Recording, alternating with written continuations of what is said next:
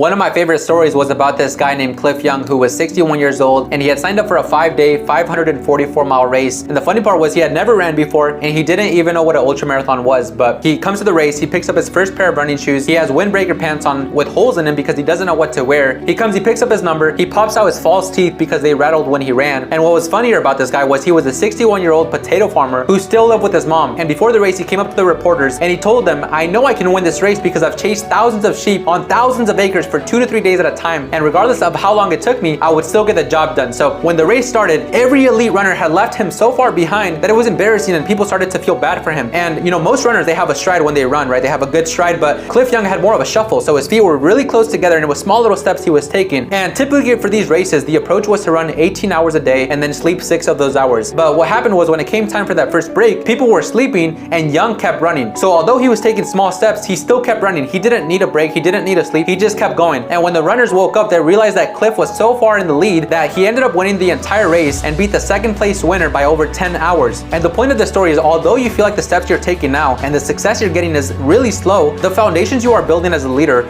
are going to be much stronger than those that are going to get there extremely fast. So as long as you stay in the fight, as long as you take small incremental steps and you don't give up when things are hard, you don't give up when you feel like you're so far behind, you're ultimately going to not only beat your competition, but you're going to get a lot further long term.